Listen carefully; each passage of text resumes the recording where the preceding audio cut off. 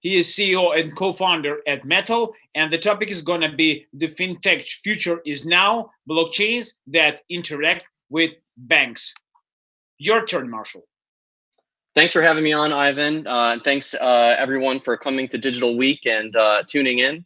My name is Marshall Hayner, and I'm CEO and co-founder of Metal, as well as co-founder of Proton and Proton blockchain, one of the core developers on the new Proton blockchain. For those that don't know about us, we are a digital cryptocurrency exchange platform and digital banking platform that's global. We have several products in the Metal platform. One's called Metal Pay, which is kind of like a crypto PayPal, if you will. And then we're about to launch Metal X, which is sort of like a Binance, Coinbase, fully integrated to the banking layer cryptocurrency exchange.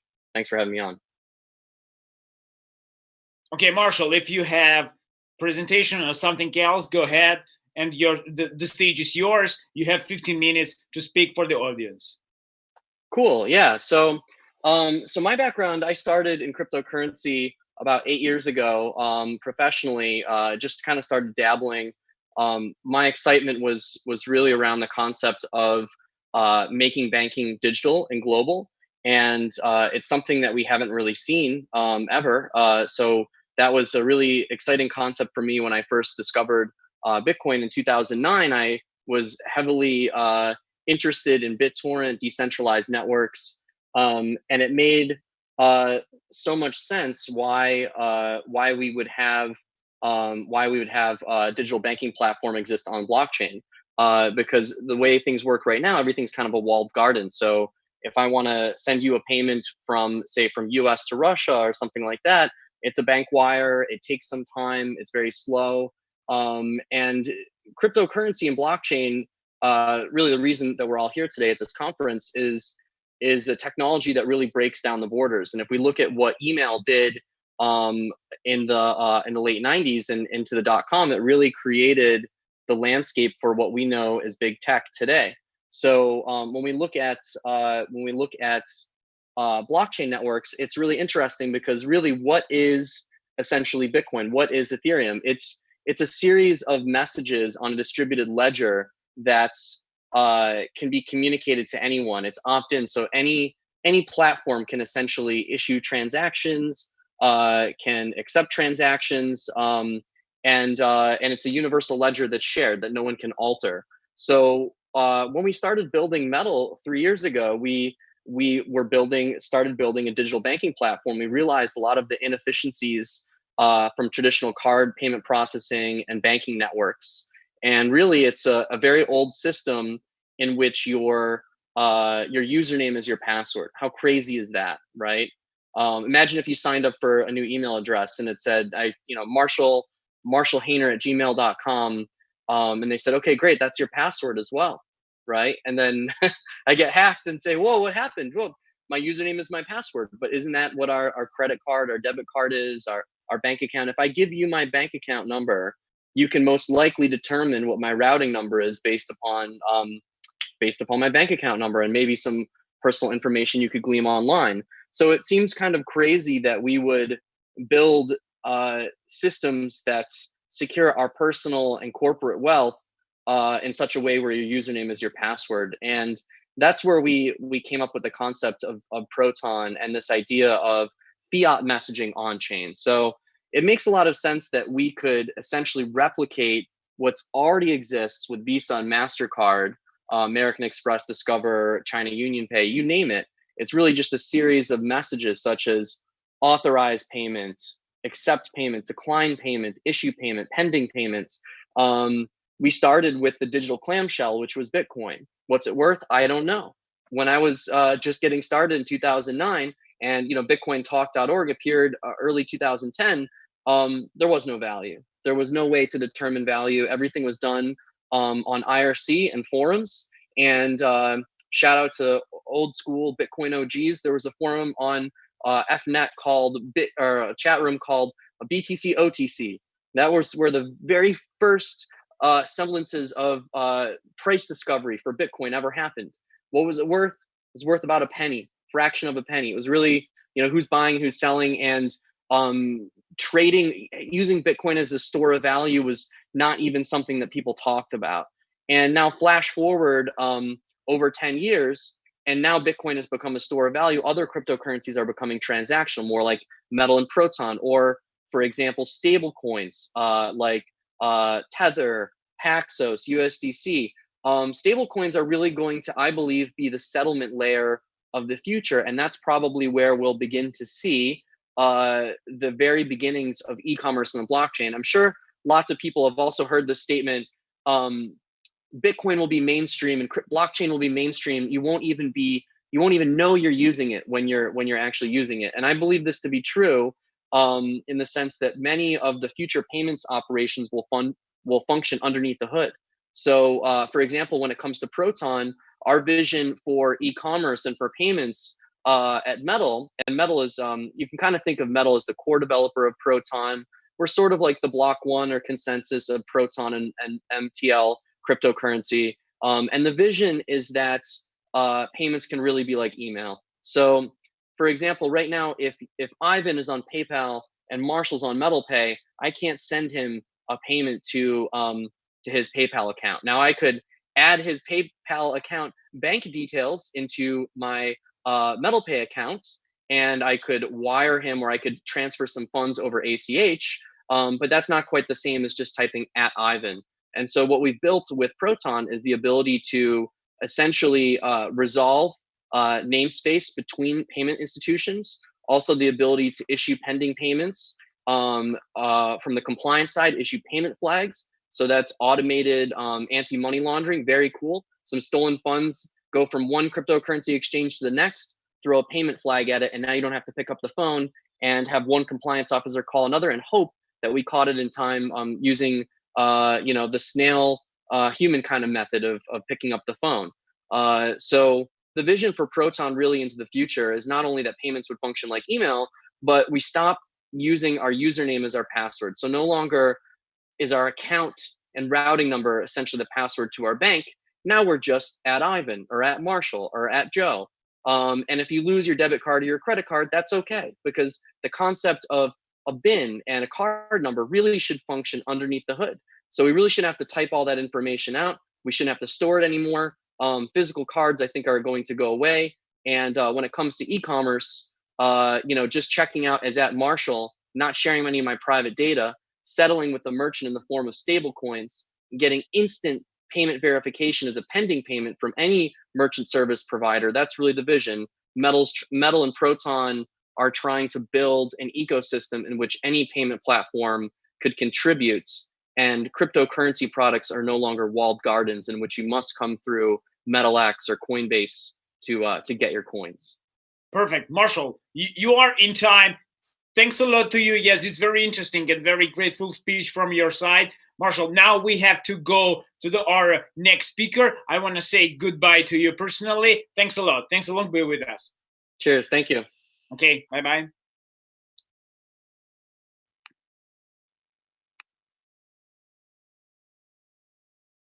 I see the next speaker here. Irina Birkin. Irina.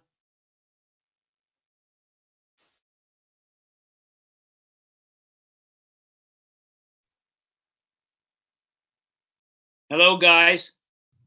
Are you all of you are next speakers, or is going to be the panel? Yes, it's panel discussion.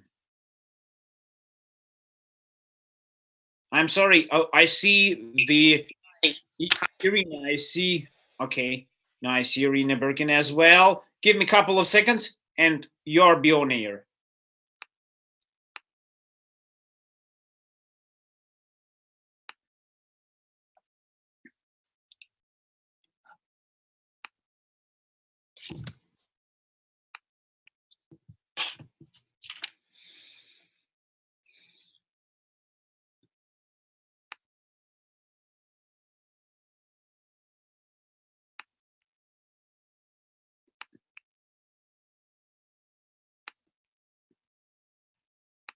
Yes, we are online. Hello, ladies and gentlemen. Now we are on the panel. The panel is about topic service, blockchain, and crypto companies in the US regulated environment. And the moderator is Irina Burkan, co-founder of Golden Seeds, as well as IBS Global. And the panelists are Morva Reed Zet, Sales Poor, and John Park, Marc Lee, Mark Berlin, and Dmitry Alexeyev. Go ahead, the turn. Irina, your turn. Hi everyone. Thanks for joining us. We're here from sunny California. Most of us are here in San Francisco, and we're very happy to be with you guys today.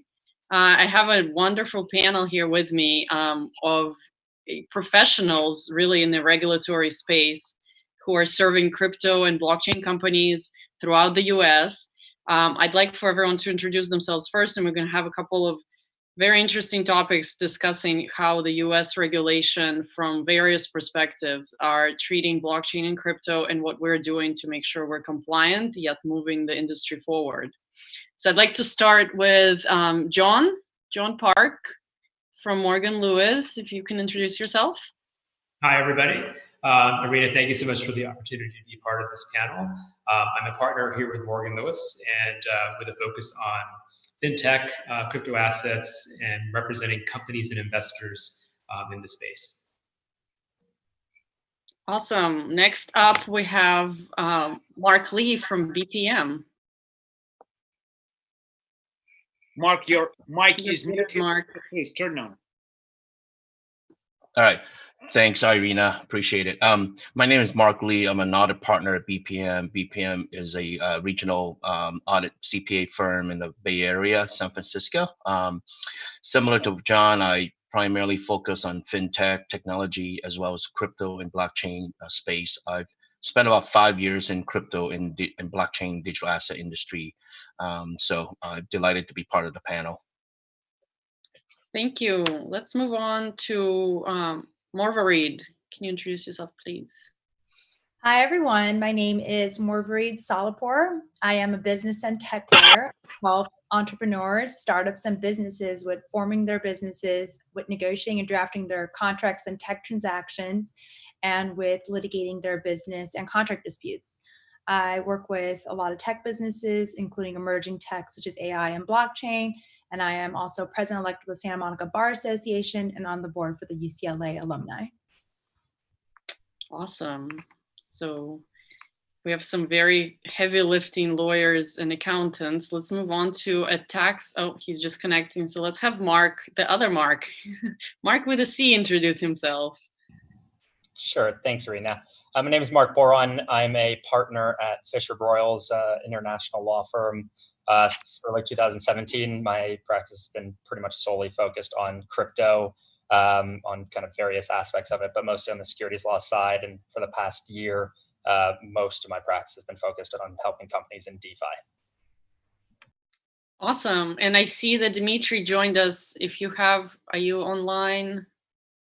If you can test. And it looks like he's having a little issues connecting, but I will introduce myself in the meanwhile. My name is Irina. I am a CPA and CFO by trade. I started my career in public accounting where, you know, we have very low tolerance for risk altogether, let alone for very risky new upcoming technologies. So I'm very excited to bring this panel to you because this is a risky space, yet we have real professionals addressing those risks and really helping the companies maneuver through it. And now I see Dmitry is connecting, so maybe we can have him introduce himself. Hi, Dmitry. Unmute yourself, please. We can't hear you. Okay. Oh, here we go. All awesome. right. Yeah, Dmitry. Dial back in. Sorry about this. It's just technology No problem. Thank you. It was your turn to introduce yourself, and then we're going to dive in. So please go ahead. Dmitry Alexeyev, BPM tax partner. I've been doing this for a long time. I've been in the digital assets and blockchain space for a long time, but very happy to be here. Thanks for including me in this event.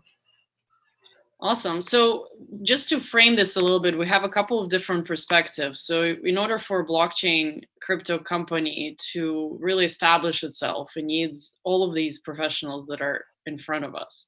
And I would like to ask each one of them to give us an example, as something specific. You know, we can talk about US regulations all day long and never get to the bottom of it. I would like for our audience to hear something specific from your practice, maybe an example of a client you've dealt with or an issue you've dealt with in the crypto blockchain space in the US, and you know how it resulted and how it came about, and what are some lessons learned. And I'd like to start with Marguerite on this, please. Sure. One thing I find with issues in kind of like blockchain, as well as other emerging tech like AI, that I find is that when we are engaging in transactions for clients, there are a lot of issues that may be new issues, right, that have not been faced before.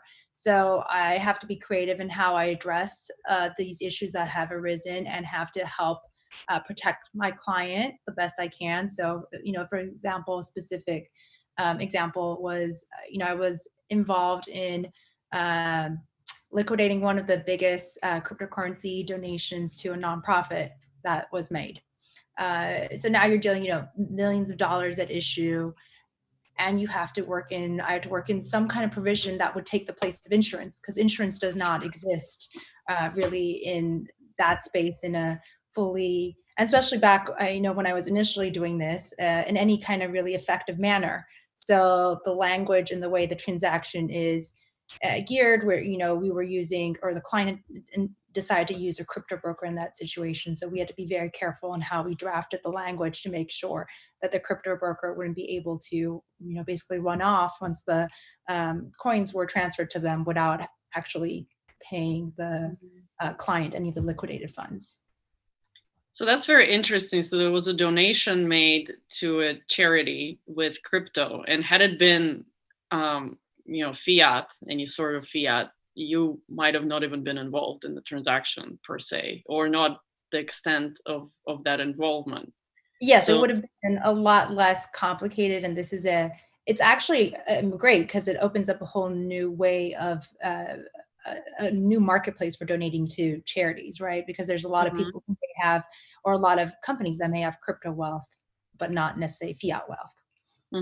Okay, so this is very interesting, because it's moving us into this new space, a new direction that this charity might have not received it otherwise.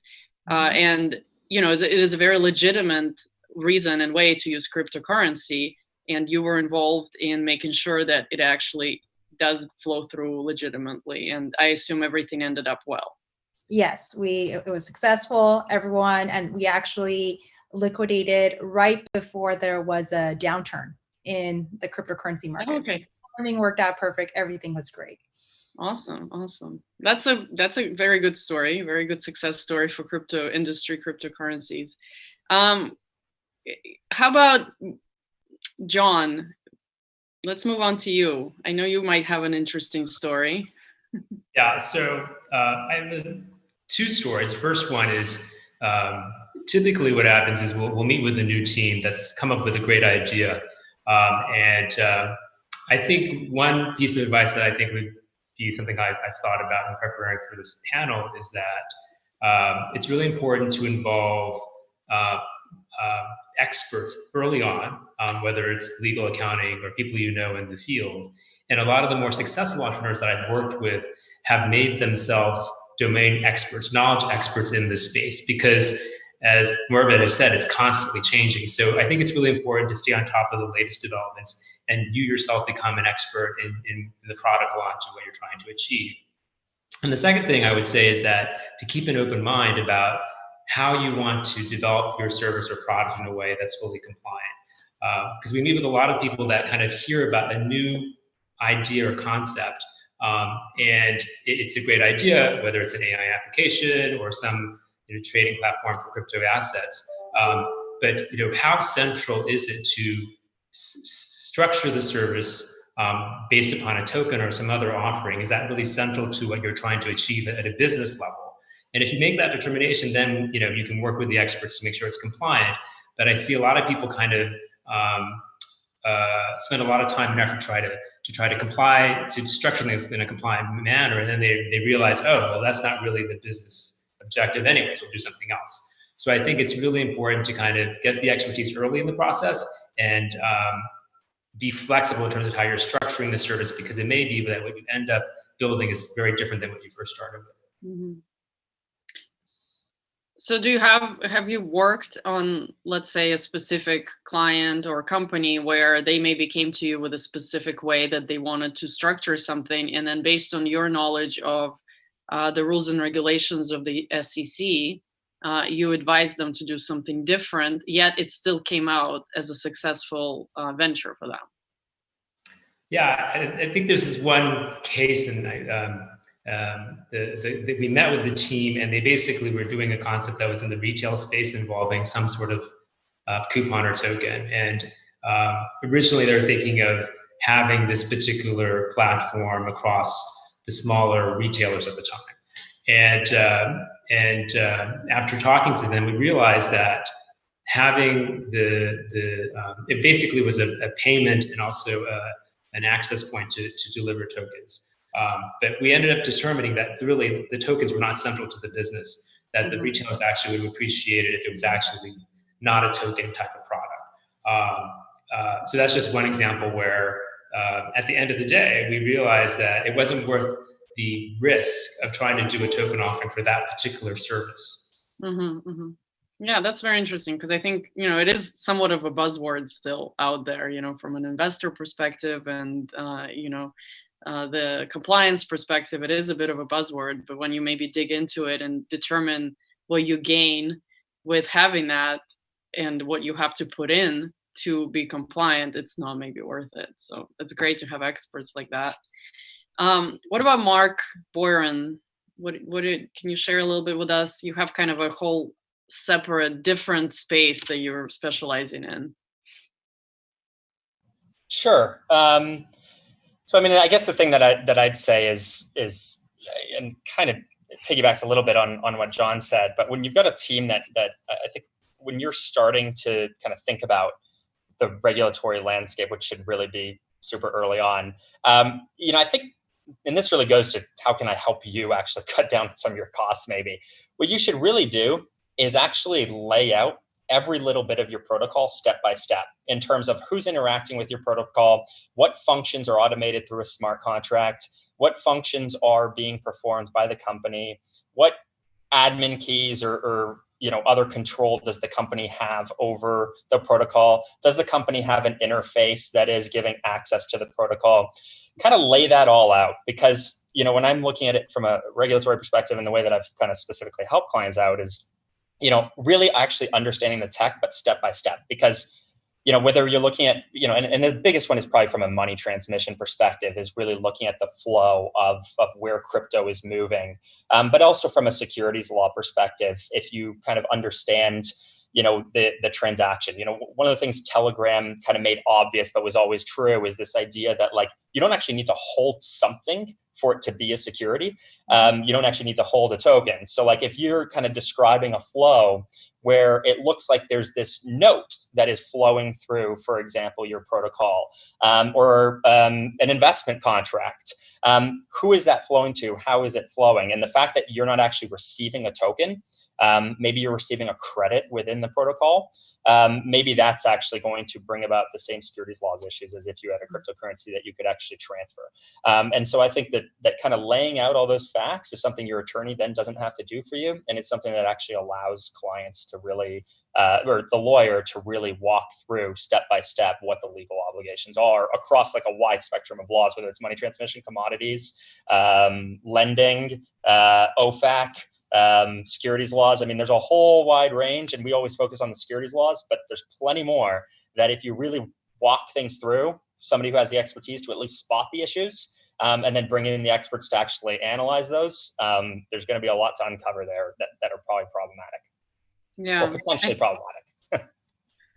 Yeah, I think what, the important piece of what I'm hearing, and I mean, we all know this, but maybe just the message is, it's not, you can be a tech company, you can be a bank, you can be all these things, and you have to comply with all kinds of normal regulations that have been around for years and haven't changed. And when you add a little bit of this crypto into it, it could make it more complicated, but there are a lot of pieces to every business, and all of those pieces have to be addressed, not just the crypto part. No, I think that's right. And I think there's even some potential, although, there's always lack of clarity there, but regulatory relief that might arise from the way you've structured your product that, an attorney can only understand what that is if you've actually laid it out properly for them, or they've dug into it deep enough. So, I think they might discover some legal issues, but it also might help kind of resolve potential issues. Yep. And one last point there is that if you make that good faith effort to really kind of work internally within your team to make sure people understand what the rules are, what the requirements are, then if you do get subject to some sort of audit or inquiry later, the fact that you did that will give you a good basis to argue that you in good faith were trying to comply. So it's just a good investment of time and homework, and it could be protected for you in the future to the extent you do get subject to some sort of review process. So I want to stay here for a second. Have you had to deal with the SEC on any of, let's say, your clients or your projects? And what do you, specifically on cryptocurrency, can you share maybe a quick example? Either one of you, I think, John, maybe you have one. No? Sure. So it's sort of what I was alluding to, but if you get some sort of request or inquiry from your local SEC office, the first thing to do really is to review the correspondence, understand what the subject matter is, and in some cases it may be something that is just a question or inquiry that doesn't really lead to a full-blown investigation. But I think it's important to, before you get that inquiry, make sure you've done your homework and you're prepared to understand that before you get that inquiry, you've done your homework, that you've sort of invested the time and effort to see that you've made an attempt to comply. One example, specific example is, I had one client that actually did conduct some training of its executives early on in the process to make sure they understood what the securities laws required. And the fact that they had conducted this training was a good fact to include in any defense. So do the procedural things, do the good faith effort to kind of inform and instruct your team internally as to what the requirements are, and then that can only help you determine what the actual answer should be, and also to the extent questions are raised later, it'll just only put you in a better position. Yeah, the thing I'd add to that is, like, from an enforcement perspective, in the enforcement actions that our firms help clients with. First of all, really important when you get that subpoena or whatever else it might be, go ahead and actually call the lawyers first, because frankly, one of the hardest ththings to deal with is people who go ahead and respond to the SEC and start spewing things for hours, and then they're like, "Oh, I should call a lawyer." So seriously, it's as simple as it seems. It's probably one of the most important things that I could say, because too often people just respond to the SEC without any legal help. It's really fun to be on the phone with them. I've done that, but it's really not without a lawyer or someone else. Which, to switch gears, but not too far, there's another regulatory body here in the US called the IRS, which also has something to say about this topic. So Dimitri, can you chime in a bit for us?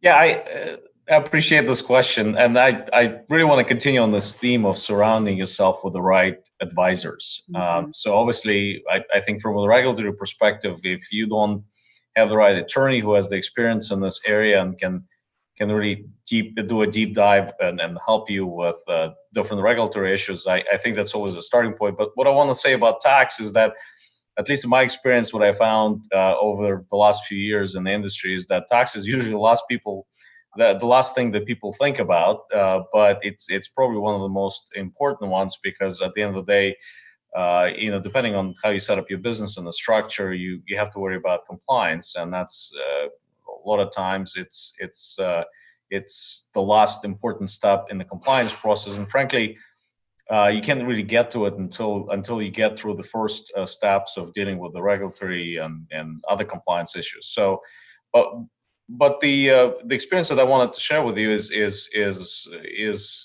will kind of illustrate of how important it is to be prepared and to get things done correctly the first time. So I've recently gone through a fairly extensive examination of it was mid-size blockchain digital asset company.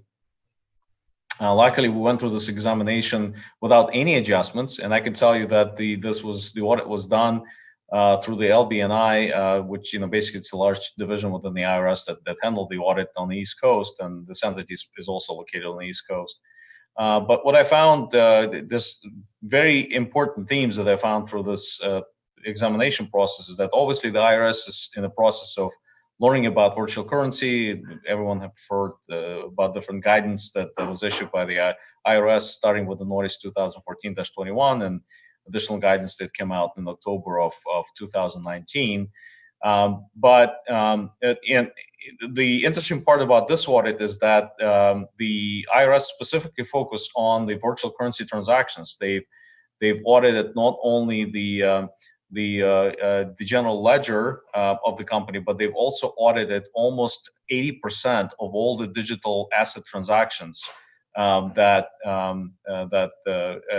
resulted in and in this case the client had significant gains and losses from the transactions, and specifically for Ether and the company token.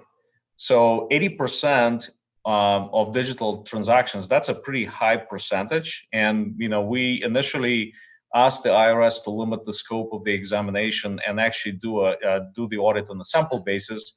And the agent was very, very frank in the beginning of the process. And basically, she said, Dimitri, look, this first time we're going through the audit, we're actually going to look at all of the transactions. So we actually I had to show the agent how to use the tools that are available out there in public for blockchain, and literally give the examples. And she went through the process pretty thoroughly. She actually learned how to use the different tools that are available out there and how to download the information. So it was a pretty interesting process. And what she actually told me at the end of the examinations, that the reason why she didn't propose any adjustments is, one, is she was able to verify all the information directly back to the blockchain, which was, and the IRS apparently has the tools to do that, and they use some internal tools to verify information back to the blockchain. But in addition to that, what she also liked is that my client actually had documented the process internally, and they've had certain things as part of their internal processes and procedures. They actually had put policies in place specifically for different accounting methods that were used for different wallets and accounts in which the company had both the hot and cold storage accounts. And she was very frank, and she said, if the company didn't document these accounting methods, it would have been very difficult for her to go through the audit and confirm and verify all these transactions. So essentially, she was able to say that at the end of the day, all these transactions could be verified, and she was able to recalculate gains and losses on the virtual currency transactions. And that's the reason why we had a fairly successful audit with no proposed adjustments. Yeah. Well, that's amazing. So I hope your client pretty much taught the IRS how to do this, which is pretty amazing. And I'm glad it was successful. We do have to wrap up. And the sweetest piece of this panel, because I'm also an auditor, is we're going to talk to Marc Lee, the auditor who audits some of the best, of course, exchanges in the US. So I'd like to ask Marc, I'm sure an audit team would have a lot to do with what Dimitri just described, but I would like to know from you, when you walk into a blockchain and crypto company, what do you look at in order to make sure you can service them as an auditor? Because an auditor is this necessary evil and must be independent. So can you share with us what is it that makes you say yes or no to something like that? Sure, that's a great question. I think I agree with a lot of the folks that on the phone that mentioned in terms of compliance issues and regulatory issues and tax issues. I like to say the audit is the last thing, not tax, Dimitri. They go to Mark or they go to John for the attorneys and all the and then our folks who are in the regulatory attorney side or law side, and then they go to tax and they go to us. But to answer the question, it's a couple of things. We go through a client acceptance process. There's procedures that we go through as a firm where we check the box and ensure things are getting pulled together, and we run through the leadership firm and they get approval for being a client. But things that we look for every client that we encounter, we try to understand what's their business, and what's their purpose, what are they trying to do. Are they an exchange? Are they a miner? Are they a fund? Are they a stable coin? Are they trying to issue money through an ICO process? What are they trying to do? So we want to understand the purpose and why, and why it makes sense. The other thing is, and I think John and some of the folks here touched on it, is we want to understand what the company has done so far from a regulatory and compliance standpoint. Do they have a proper in-house counsel or external attorney like you guys to help them through the process? If they're going through an ICO, typically what we want to know is, what correspondence have you had with the SEC?